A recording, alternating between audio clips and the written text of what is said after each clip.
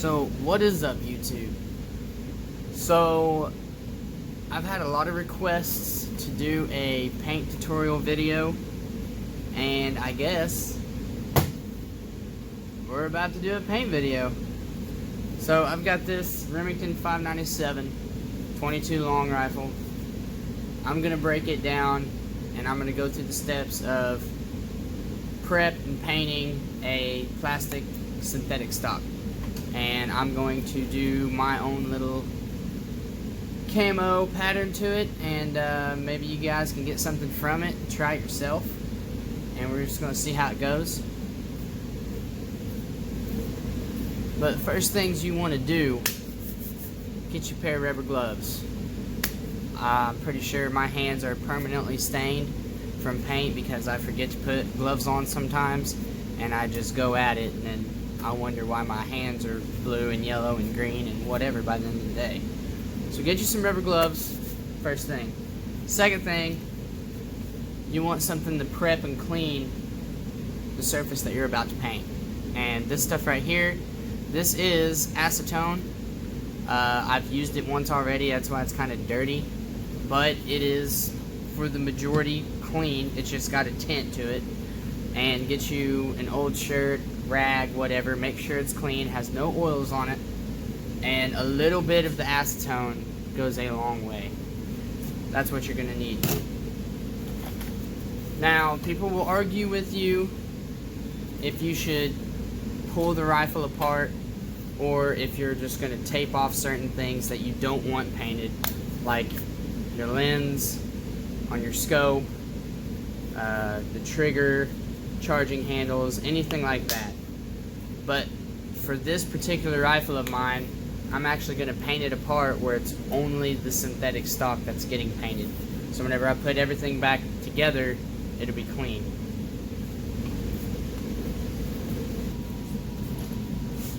So with this rifle, nothing crazy.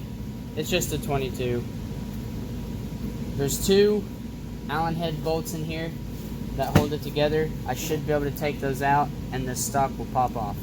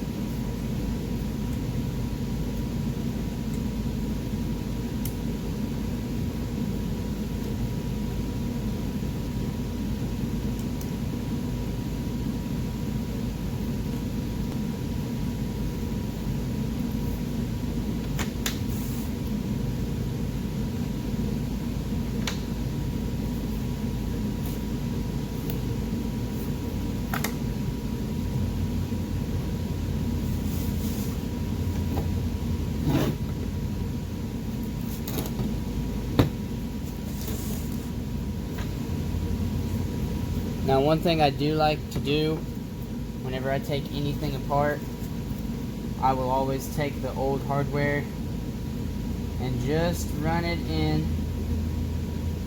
Just put it back in a few threads just so you won't lose the hardware. And sometimes you'll get hardware that's different sizes from each other and you'll get confused onto where it goes back. So I always do that. Alright. Sometimes you need to inspect it, make sure there's like some of this plastic, you throw it around in your truck, you know, whatever, it gets beat up sometimes.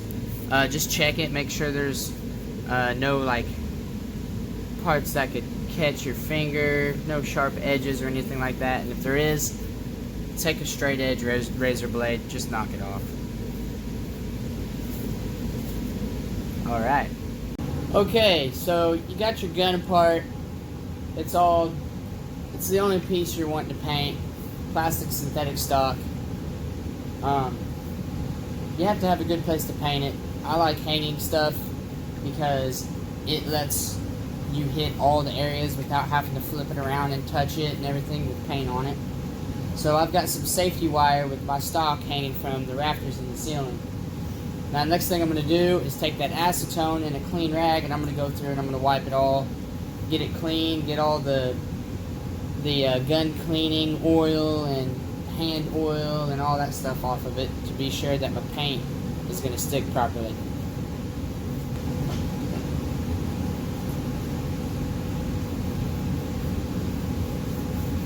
Make sure you get down inside of here too, because there will be paint overspray here. You don't want it to start flaking out of those cracks, because it'll flake and it'll keep flaking. So make sure you get it all wiped down. See, look at that. Already black. Come through, you get everything.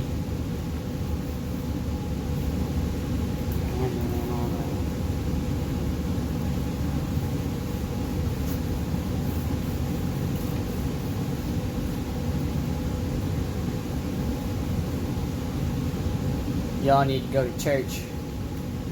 Just over here watching me stroke it.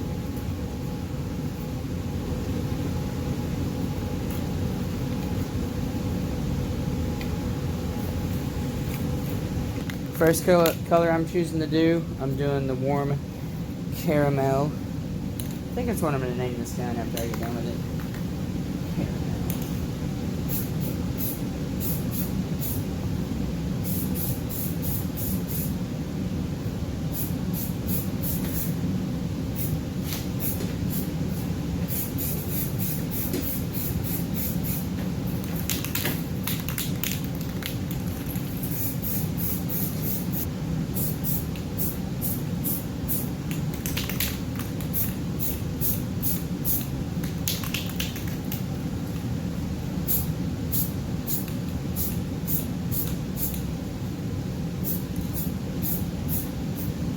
Whenever I'm making these stripes, I like to connect them at the top and the bottom of the gun, so where I'm picky like that. Some guys would just go on one side, hit it, go on the other side and hit it. But I want it to somewhat look symmetrical on both sides when you look at the gun.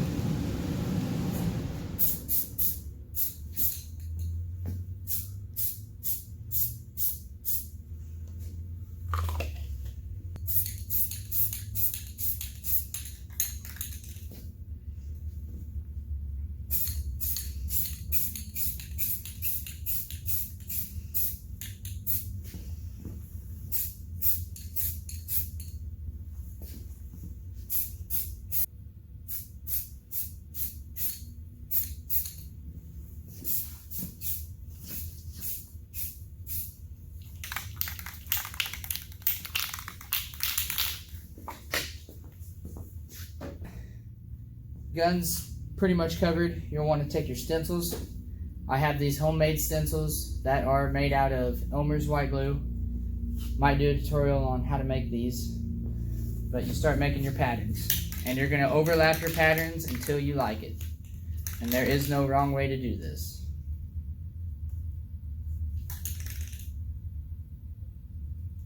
There might be a wrong way to do it.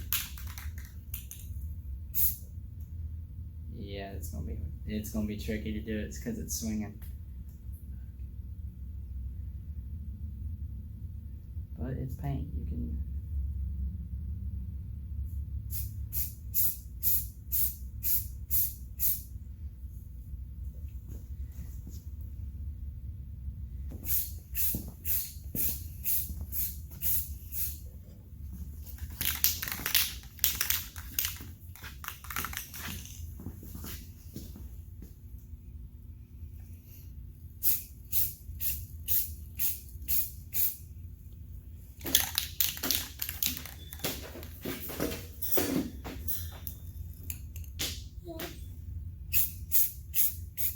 It is kind of tricky holding this thing still and trying to keep your...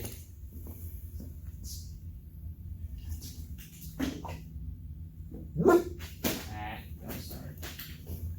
It almost looks like 3D on this side. I'm gonna say it's kind of wild. Take a look at the other side, over there. See that first bar at the top? Oh yeah, that looks pretty good. I think whenever you just lightly spray it, that's when it looks the best.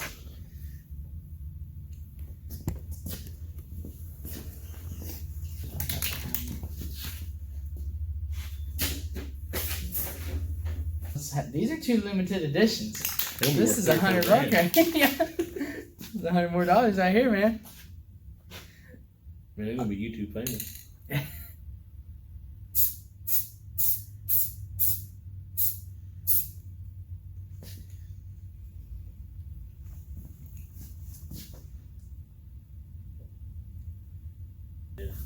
This spring we're gonna go to like a pawn shop. Buy a bunch of junky old Yeah, we're gonna start buying a bunch of junky old guns guns guns. that need some loving. If you get some more junky 597 like you talking about, Yeah. hit them up.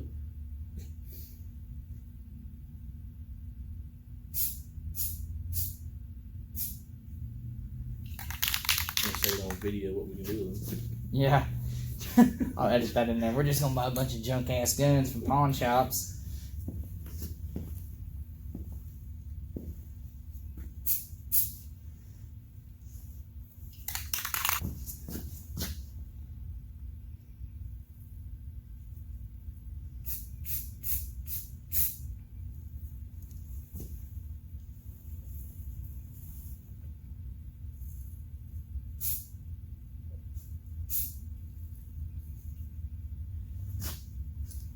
That looks pretty good. I think that's awesome.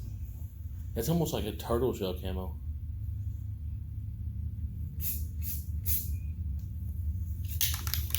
Look right there. What does it look like?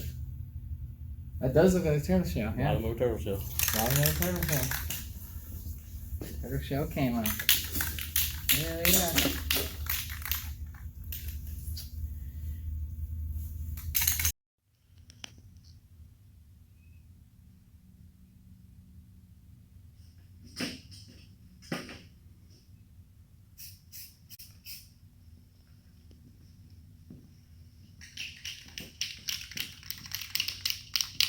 Pretty badass, huh?